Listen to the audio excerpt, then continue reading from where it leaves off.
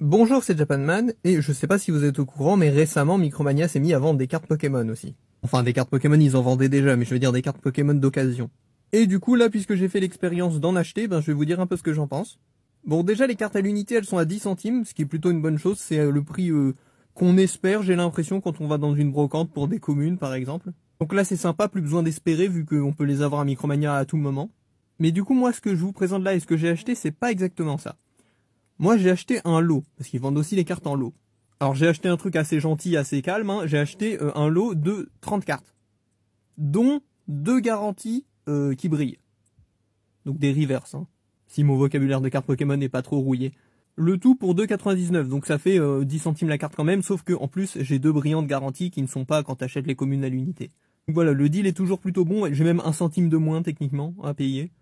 Mais malgré tout, c'est pas si idyllique que ça et vous allez comprendre pourquoi quand je vais vous en parler. C'est un peu pour ça que je vous en parle, c'est parce que j'étais légèrement déçu. Donc j'ai bien eu mes deux brillantes, pas de souci là-dessus. Par contre, j'ai eu 7 cartes en double. Bon, après, vous allez me dire, c'est pas grave, une double. En plus, ça peut arriver. Ils ont plein de cartes à gérer. Les employés de Micromania, ils vont pas regarder toutes tes cartes une par une pour être sûr que t'es pas une seule double. Ça peut arriver. Surtout là, il y a, voilà, 10 centimes la carte. Ils vont pas faire un contrôle qualité de malade. Et honnêtement, je suis assez d'accord. Je peux comprendre, franchement. Par contre, là où ça me désole et que je trouve ça assez aberrant, vous voyez ce Pijaco là? Je l'ai eu en triple. Mais je l'ai pas juste eu en triple, je l'ai eu en triple à la suite.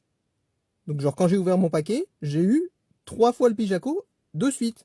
Celui-là, ils n'ont pas pu le rater. C'est pas une question de trier, voilà, les employés vont pas regarder chaque carte une par une. Ok, quand ils ont mis les 3 dans le paquet, ils ont bien vu que c'était les 3 mêmes. Qu'elles étaient à la suite. Bon là, c'est plus dans l'ordre où je l'ai déballé, hein. Je l'ai remis dans l'ordre pour le ranger plus tard avec mes extensions. Mais elles étaient bel et bien à la suite quand je les ai ouvertes. Et ça, je trouve ça assez aberrant parce que ça veut dire que le gars, il a vu et il n'en avait rien à faire. C'est pas la même chose que il a pas le temps de faire attention. Vous voyez ce que je veux dire?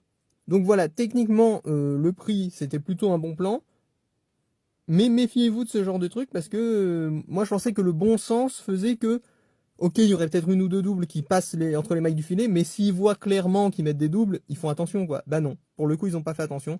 Et je trouve ça assez dommage. Voilà, après, comprenez-moi bien, c'est pas un scandale non plus, mais je voulais vous en informer parce que il y a des petites déceptions comme ça des fois.